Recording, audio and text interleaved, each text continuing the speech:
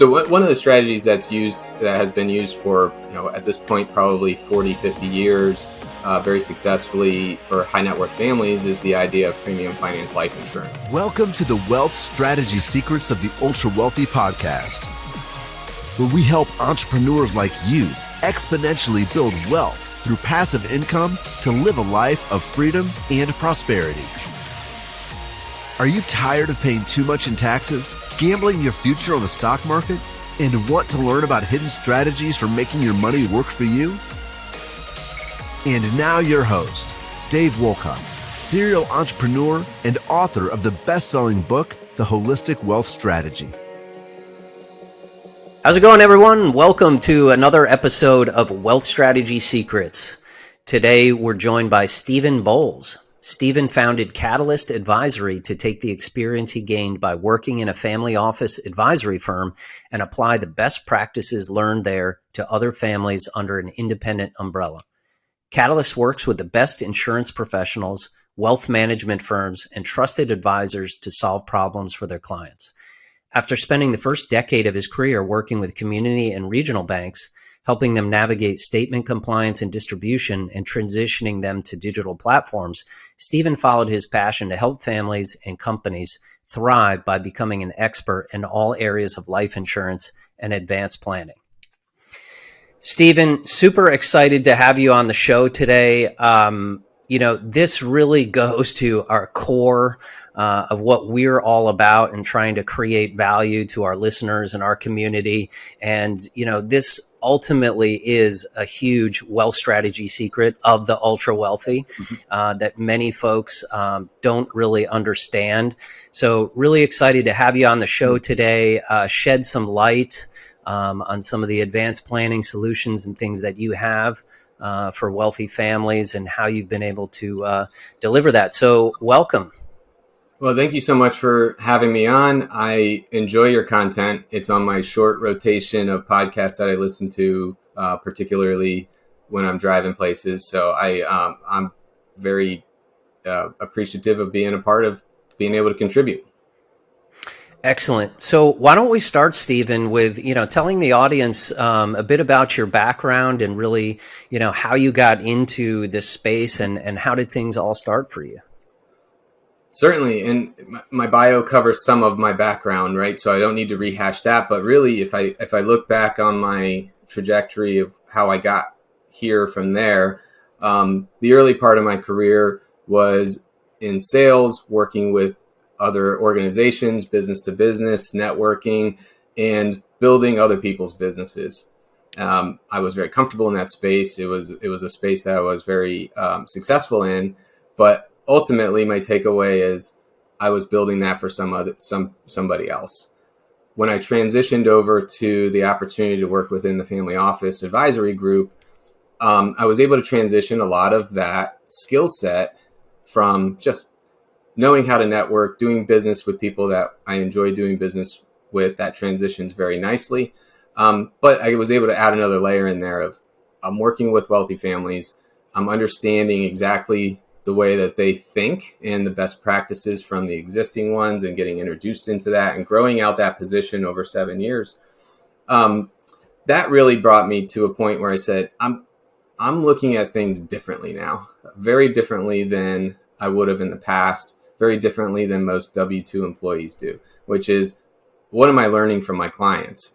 So I'm there as an advisor, as a part of a group, not a solo advisor, but part of a group and working on wealth transfer and asset protection and so on and so forth. But I started to see a trend in working with these families and how they generated and grew wealth. And a lot of times, if I oversimplified it and distilled it down, it was through operating companies and real estate. And that was that created a mindset shift for me a few years ago as I started to come to that realization. And I said, okay, I can be doing things a little differently as well.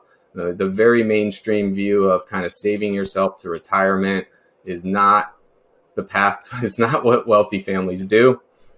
Working with a lot of first generation wealth builders, it's certainly not how they got there. And so just starting to layer in, how do I start to look at real estate differently, start to invest in there? How do I look at operating companies a little differently. That's where I discovered the world of syndications.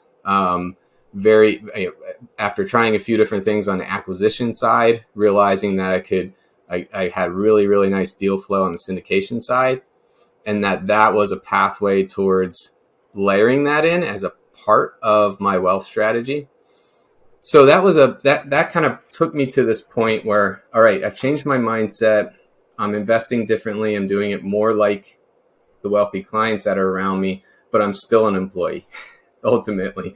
And I'm grateful for the experience that comes with that and so on and so forth. But there became an opportunity where there was an event within that organization that kicked off this opportunity for me to start my own thing. And that's why it was sort of the inspiration behind the name. There was a catalyst event that said, oh, here is the time. I need to go and do this now. I need to build something from this experience and with the network that's around me that is something that I control, if you will.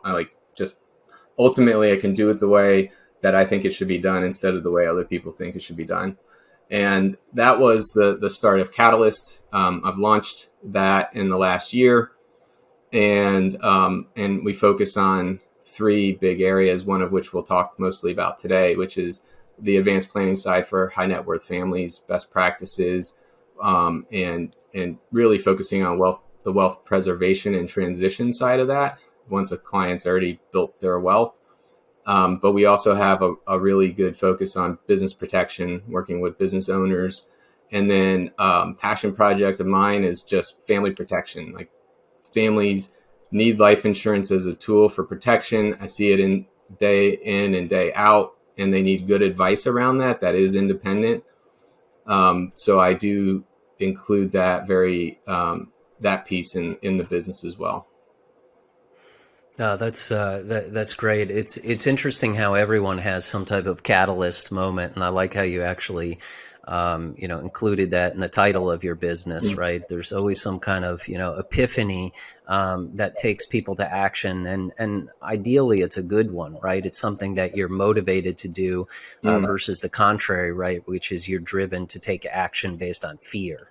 Or something that's happened, negatively. So kudos to you for, making that transition. And, why don't we, maybe a great way to kind of frame some of this discussion, because I know listeners are really anxious to say, like, wow, you've worked for some super wealthy families, right?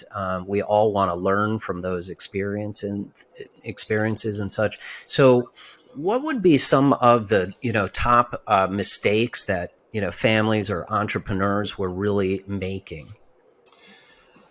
So top mistake, that's a very interesting question. The top mistake I would say is by siloing your advisors. So what I saw a lot is wealthy families have good advisors around them because they attract good advisors. Sometimes they don't. They have 1 or 2 that aren't great advisors, right? So we can deal with those as we come along it. But ultimately, if the family is the one trying to coordinate all of that, and their highest and best use of time and their strength in wealth creation is not that, it is usually where they invest, their businesses, other things there, then there's going to be a lot of leakage through just poor coordination.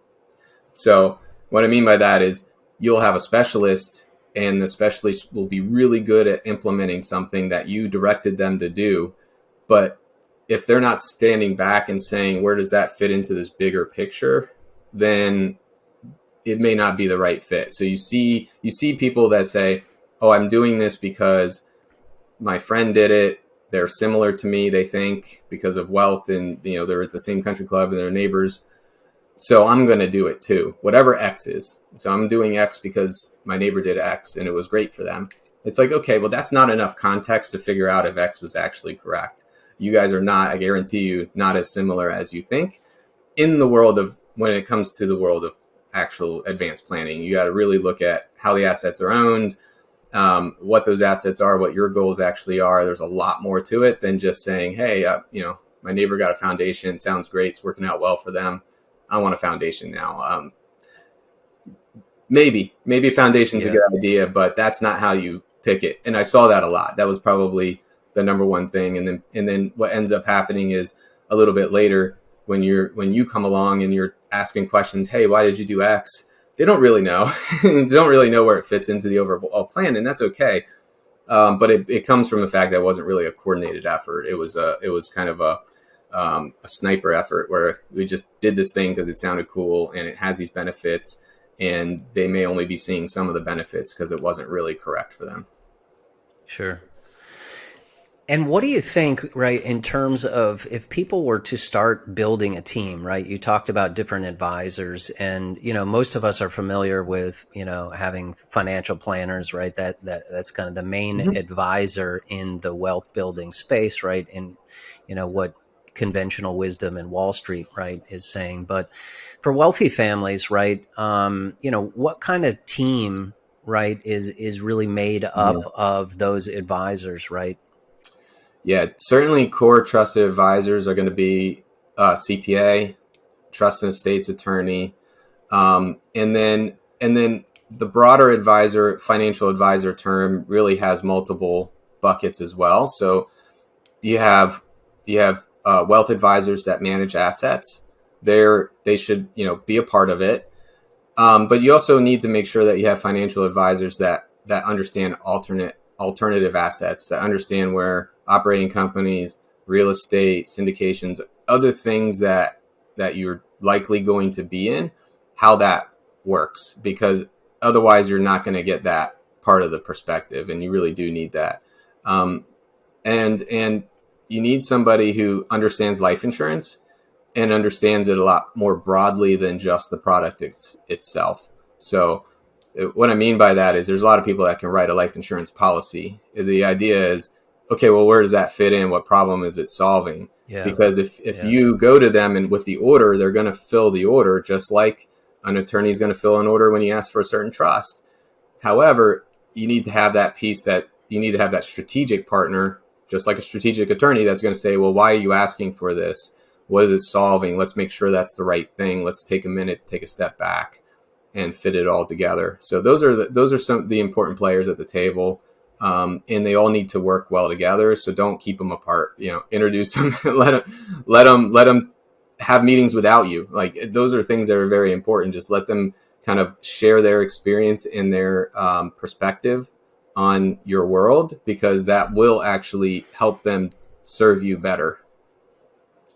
Yeah, it's such a great point. As part of our wealth strategy, we talk about really building a team and learning, but having that team around you that really can see things on a comprehensive nature, I think is really key to being successful. And often, I think it's part of, our culture, also part of Wall Street. Everything is very, productized, right? So you might be looking at a particular product to kind of solve a problem, whereas you really need to be thinking about the strategy overall, and then how can I plug in, these specific solutions, right, to get there. Absolutely. So Stephen, given that as a backdrop, really, how has that shaped your personal wealth strategy for you? And, how are you positioning yourself to be successful? Yeah. So I alluded to it a little bit already, but it completely shifted my mindset on a lot of things. So think about even the little shifts that you have to go through, Dave, where it's like when you're in the W-2 mindset, saving for retirement, and that's your pathway. Even the way you buy cars is different. The way you buy houses are different. It's just different. Now, my shift in mindset is like, well, every dollar that I spend that doesn't earn me money, I have a hard time parting with that dollar. I have an easy time parting with dollars that I think are going to generate revenue.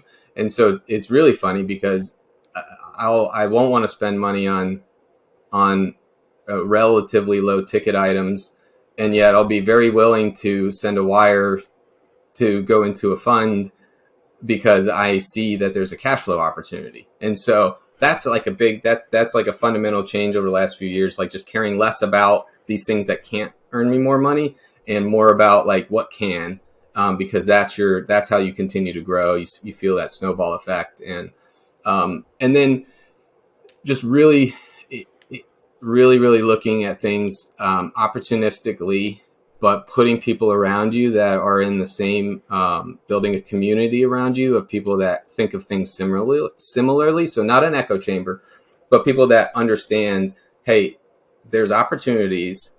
And just because something isn't presented to you by a big bank or big, firm doesn't mean that these aren't really good opportunities out here. So let's share those with each other. Let's share our experiences. Let's learn how to look at deals. Let's learn, one of our mutual friends, said, one of the things he told me, he said, it's really hard to underwrite a deal sometimes, but oftentimes you're underwriting the sponsor and the partner. And so I was like, hey, that's a key point, because how do you understand self-storage if you've never done it before? Well, you can ask some questions. You can understand how to enter and exit. You can ask those types of things, but more so it's the success is going to be based on the partner and the sponsor and so focusing that way. So that's another sort of shift in the strategy. And then owning my own future, like building a firm. I'm building it now for scalability, introducing technology, looking for people. So this isn't an advertisement for the fact that I need some people, but I do need some people. So I'll be looking for the right type of people, get with the right type of specialty that can help with freeing up my time for just highest and best use time. And so that's a big difference too. Just own businesses, own real estate, own different opportunities that can grow and produce cash flow, and be really stingy with your dollars for things that don't do that until you hit a point where you're like, oh man, this is super, super comfortable. Then you can be less stingy with it. But I like kind of being stingy in that area right now. Yeah, it's such a big mindset shift. And some people, even sometimes, I'm always trying to explain that to my kids and things, is that like, sometimes they'll think like I'm cheap, that I don't want to spend money on certain, things like stuff, like tangible things, but yeah, I'm the first one to, send the wire, and, I like investing in assets. And I think also it's just that mindset of saying that, okay, when I spend money, it should be an investment. Mm-hmm. So even if I take my family out to dinner, to me, it's an investment, because, we're getting that, we're deepening our relationships, right? We're spending quality time together. This is what it's for. So in that sense, right, it's an investment for me, right? Versus just spending money on, tangible things that's just stuff, and we just rolled off Christmas and things like that. But it is very interesting. And, regardless of, the size of your net worth, that mindset shift is very different to, trying to see things as investments, and how you spend your money as investing. And also some other great points in there, betting on the jockey and not the horse, mm-hmm. Really key strategy, right? Because this is definitely a team sport. When you get into this world and trying to surround yourself with the right people. So that being said, can you talk to us about really the, some of your advanced planning techniques, mm-hmm. and some of the, life insurance strategies that you're using for the ultra wealthy? Certainly. Yeah. So, I like that the conversation up till now should make it very clear that these are things that all need to be in context. So I'll talk about a couple of strategies. If you come to me and say, I need that strategy, I'm going to take a step back and want to look at some things broader to make sure it's the right fit, it's designed correctly, owned correctly, so on and so forth. But so one of the strategies that has been used for, at this point, probably 40, 50 years, very successfully for high net worth families, is the idea of premium finance life insurance. And I'll take you through just really high level conceptually, without having a whiteboard, and for people who are driving. The idea there is for ultra affluent families that are above that lifetime exemption of net worth. They have net worth north of 25 million if they're married, and they're trying to think about, how do I transfer my wealth efficiently? And there's only so many options when it comes to getting enough dollars out of your estate. And ideally, you don't want to gift $1 for the value of $1. So if I'm moving assets, I'm gifting assets to my trust or my irrevocable trust, which will be outside of the purview of estate taxes. I could write a check for $25 million. It's slightly less than that. And you can transfer that without paying any gift tax, but you just did dollar for dollar. So then if you're looking at, well, there's better ways to do that. You can get discounted dollars in there by using LP interest and those things. And once you've started to kind of go down that route and you're realizing, I can get $1 in there for 70 cents and I can do this and I can do that. That's all part of advanced planning. You're going to hit a point too where that's not enough. Or where you're preserving some of that for a different asset class or so on and so forth. And premium finance can work really well in that environment. And the reason why is in premium finance, you have your trust. Well, guess what? Banks will loan money to the trust directly for the purpose of buying life insurance on the grantor. So now you can get, let's just say it's $1 million premium into a trust, $1 million a year for 10 years to have a paid up policy. You can have a bank funding that $1 million instead of you gifting $1 million to your trust or $10 million total and using up $10 million of your exemption. So in this scenario, banks funding the policy, you as a grantor are the life that's being insured. You're the guarantor for any gap collateral. So usually you put $1 million premium into a max funded, correctly positioned policy, you're going to have $750,000 or so of cash, round numbers, and that'll be a collateral position on the loan. That additional $250,000, it needs to be pledged. So you pledge it. If you don't have trust assets already to pledge it, the grantor pledges that. So you have the grantor whose life is the one being insured.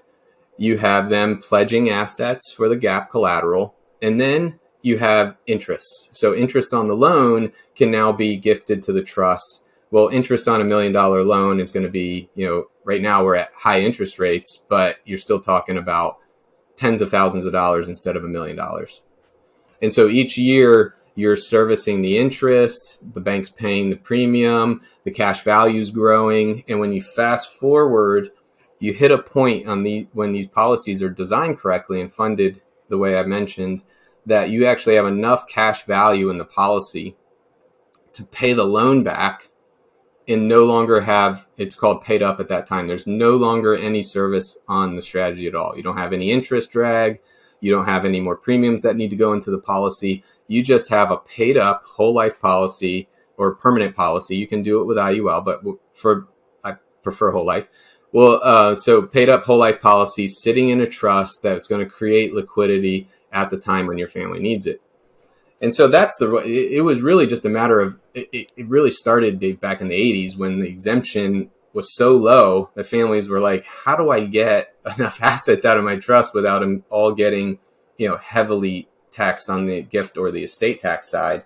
And that's when they started to realize, because everybody's got a really good team around you, that banks will do that. Now we're at a point where banks have entire groups that just underwrite these loans, that understand these loans and will lend to them at favorable rates. So, most private banks have that built in. And then there's a whole other category of banks that have a focus on that as well.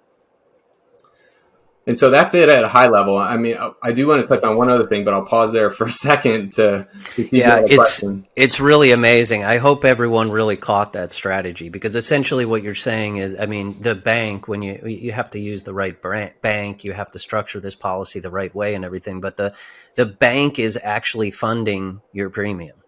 Yes. Right. So that's pretty magical. Yeah. And they like doing it because it's a fully collateralized loan on their side. And if you're already a private bank client and your private bank offers this type of lending, the way we can structure it is really, really good. It's very favorable. So there's a lot of efficiency there. Now, we're recording this in January of 2022, and we have some high interest rates right now. So interest rates are probably around 6%, just round numbers. And so one of the questions I've had from people that have come to talk to me about it, ancillary, so other advisors that know I specialize in it, they want to know, well, does it work in a high interest rate environment? Because, part of it historically has been you've got a policy that's crediting at a dividend, and you're usually borrowing under that. So there's a certain arbitrage there that builds some efficiency in it. And right now it's like, we're at unprecedented increases in interest rates in a very short period of time. We just haven't seen that, certainly in a long time. I don't know if we've ever seen that. And so that question has come up, in the fundamentals of it. And the answer I have for that is the fundamentals of it work on the efficiency side. So you really shouldn't do premium finance because it's an arbitrage play. That's not the reason to do it.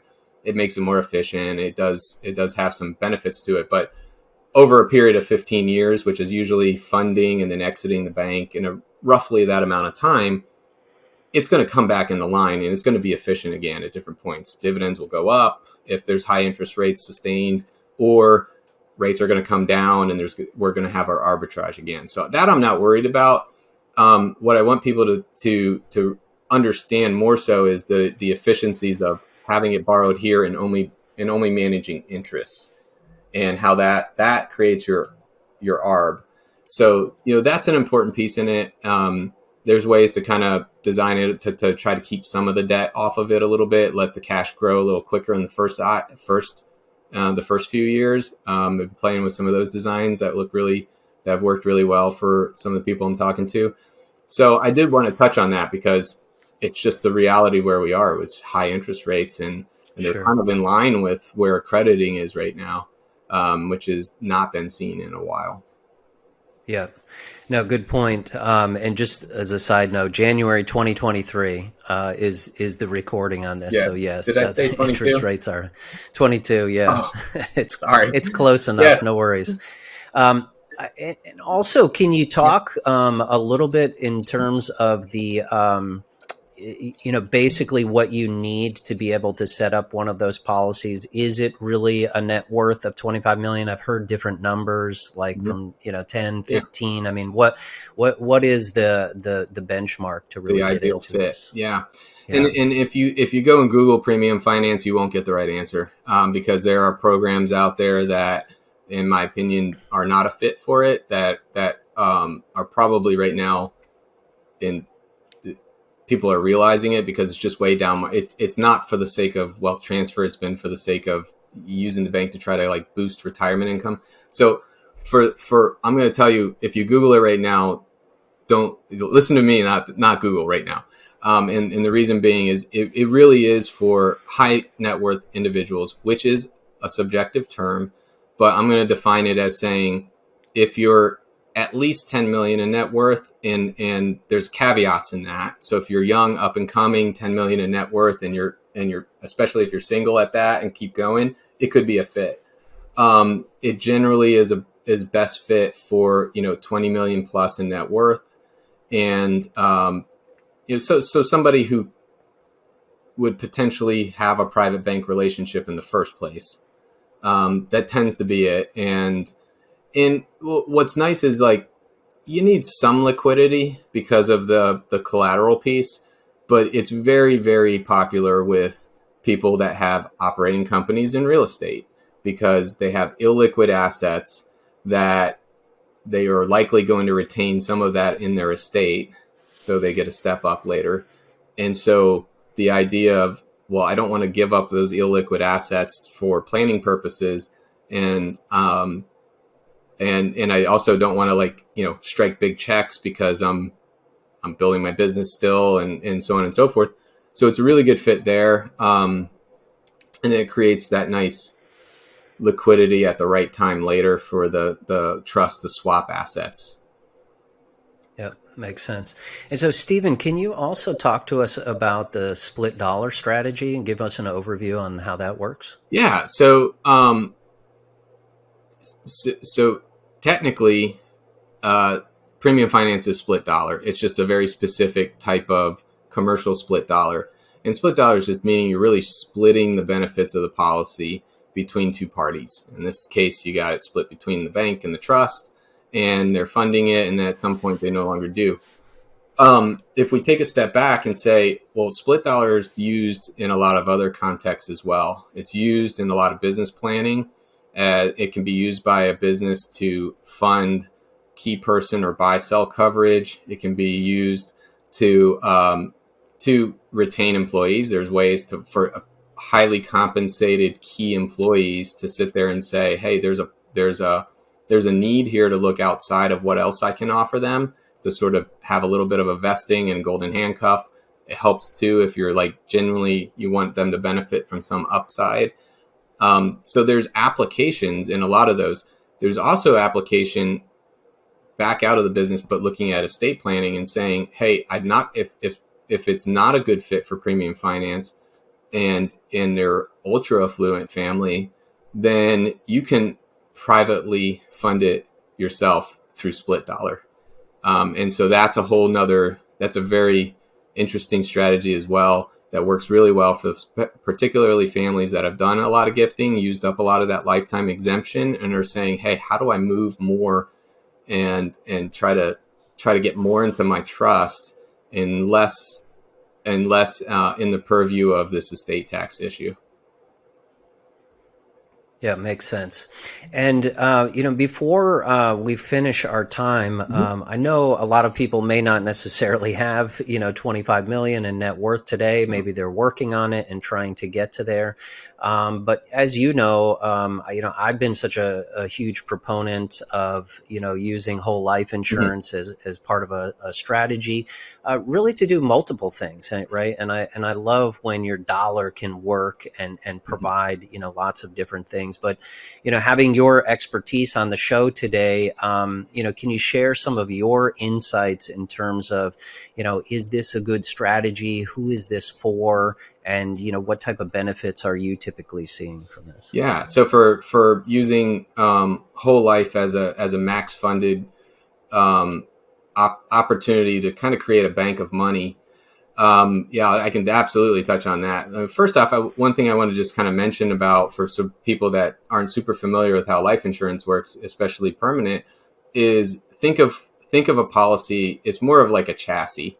So when you take a whole life policy, you can design that same policy for that same person different ways.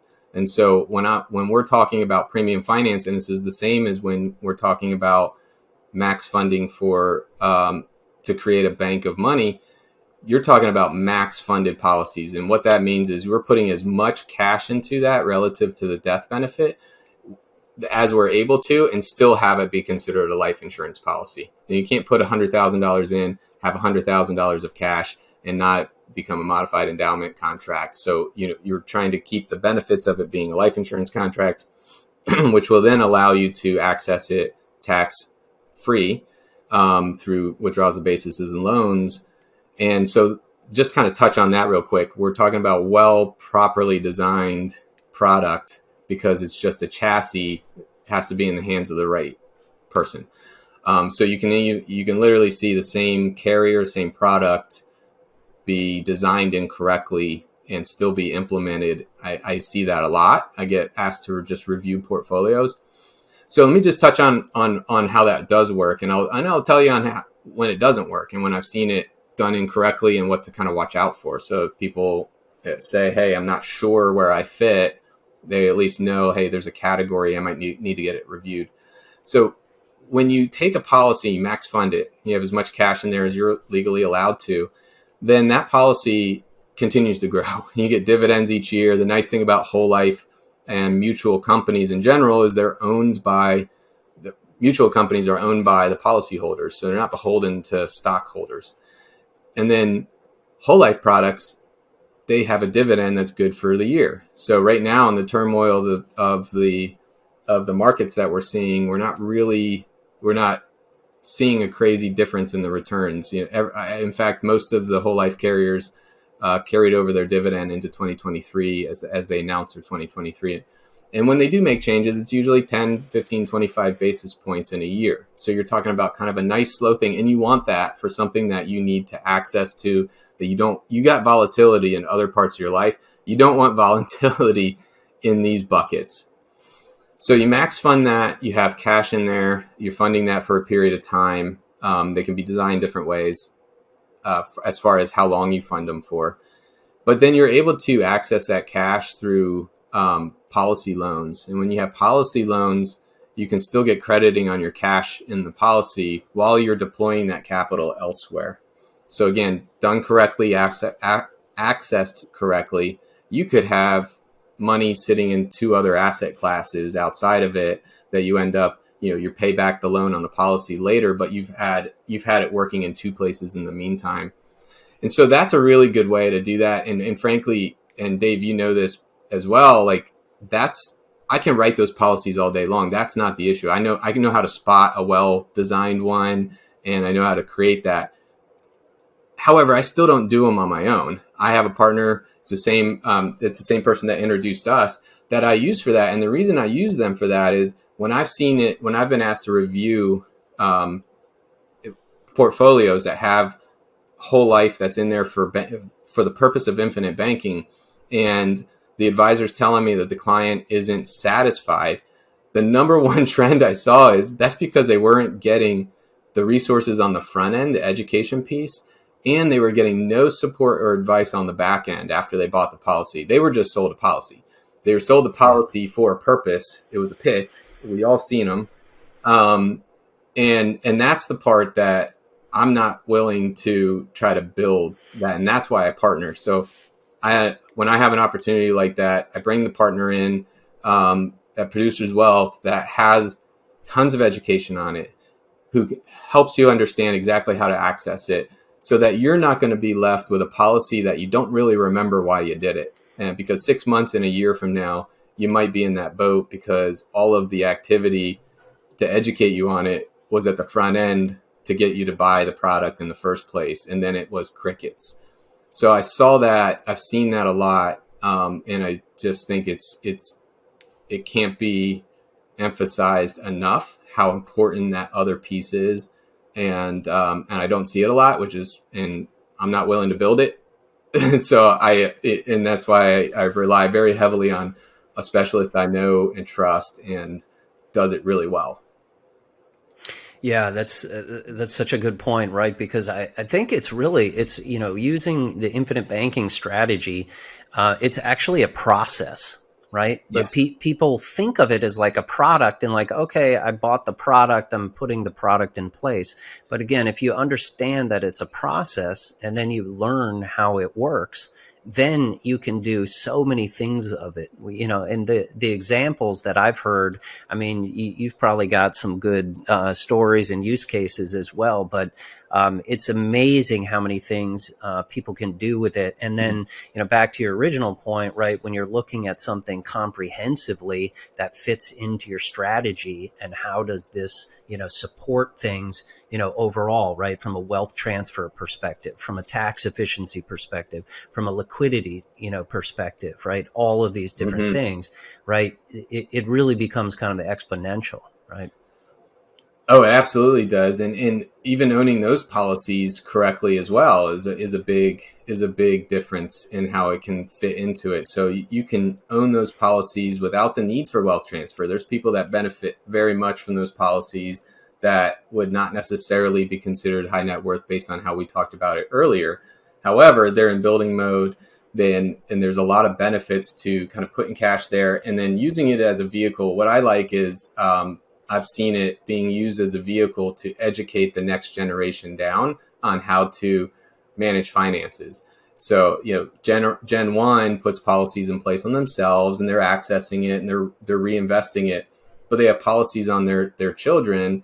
And when those kids get out of college and up into adulthood, they can now use that as an education point and say, hey, here's how you're going to access capital for things that you would have gone to a bank for before. And I kickstarted it for you. So here it is. And then they start to have a vehicle to teach them about debt correctly, and then the other piece is so some of those families are dynastic for sure. And they do that same thing. And yet, because they did it nice and early, they're able to sit there and actually have those policies in the future, fund future generations and fund future generations. There's a whole big dynastic play there where somebody's going to look back in about 3 generations and be like, I can't believe that somebody in my family did this. Thank goodness I have this bank of capital, and I've got these opportunities before me to pursue passions without a paycheck necessarily. Yeah. So pursuing things that I want to do because somebody had the foresight to do this before, and it's been able to snowball on itself. Yeah, good point. So that's a great segue really into your third point around, family, right? Family constitution and everything. You said it's one of your, key pillars and passions. So can you share us your perspective on, what your work is in that space? Yeah, so there's a couple pieces there. I mean, I mentioned family protection. That's super important. Just making sure, because I've seen it before where, families, it's kind of like the first question they have when a tragedy happens. Everybody wants to know about insurance at that point. And so it's very important to have that message out there. But when it comes to families that are passing on a legacy, taking the opportunities to not just define it as financial legacy. I think a lot of times when you're in general financial services, you start to think of everything in the terms of finance. But ultimately, when families look back at their life and they say, hey, what am I passing on to my kids? Finances are only part of it. So really saying, hey, let's understand what we as a family kind of stand for. What are the things that we want to very intentionally invest in passing on to our kids that aren't financial related? And how do I pass those on? So making sure families are thinking about that as they're also engaging in financial legacy pieces. And then ideally, it starts to free their time up as well so that they can sit there and invest their time in making sure that those legacy pieces, like I see people that are just such intentional with their grandchildren and the investment that they can have can just reap huge rewards in their lives. And so it's very beneficial to be able to have that piece as making sure people are intentional about it, making sure that they have the time to do it, and we're not just so pigeonholed on the financial side. Yeah, love it. Such a core component to what a family office really stands for in creating those values. And, regardless of your net worth today, listeners can really take action by, starting to create those values in your family today, maybe creating a family constitution, and creating some habits, right, to start to pass those on. Because it's interesting. I saw a chart one time on basically the amount of time that you spend with your parents. And, once you leave the nest at age 18, the time, drops down to like, almost nothing, right? Because it's maybe, Thanksgiving or vacations or things like that. And that continues to dwindle down over time. So you really have got to get in some of these kind of, instill those lessons and important values at an early age to make that work. So. Oh, absolutely. Yeah. Stephen, if you could give listeners just one piece of advice about how they could really accelerate and multiply and protect their wealth, what would it be? So this may be a little too general, so I can dial it in too, but just really be open to alternate paths. So, getting away from that W-2 mindset and, just 401k'ing my way to retirement. You got to be open to looking at what are other people doing? Why are they doing it? Spend some time on that. It's a good investment of your time. That would be a key component that I would just highly recommend. There's so much education out there nowadays. The issue isn't getting education. It's weeding through what is good and what's bad education. So that's where getting into a network, people that you trust, learning from them before you even make a move. You can do that for a while until you're comfortable with it. But, take that step of being willing to look at what else is out there and realize like you can do it. There's nothing special about people that are investing in other assets and alternate asset classes. You can start on it while you're still W-2. Love it. Education is so key to, really moving the needle and trying to be a lifelong learner and always ask questions and then make, the right decisions for yourself. But if you don't open up your mind really to new ideas, you're never going to move off the dime. So, Yeah. Stephen, really can't thank you enough for your time today. It's been so insightful. Every time we have a discussion, I'm always learning more. And I hope this was inspiring for many of you out there to be thinking about some of these alternative strategies in your overall wealth portfolios. If folks would like to, learn more about you or what you're doing at Catalyst, what would be the best place for them to connect? Yeah, my email is steven@catalystadvisory.io. My website's catalystadvisory.io. And I'll have links back to some of the stuff that's being created, and just sort of, I would like that to be a hub for the good education that's out there. And so that's, there's some stuff there, but it's being built out very intentionally over the next few months as well. Awesome. Thanks again for coming on the show today, Stephen. Really grateful for your opportunity. Thanks, Dave.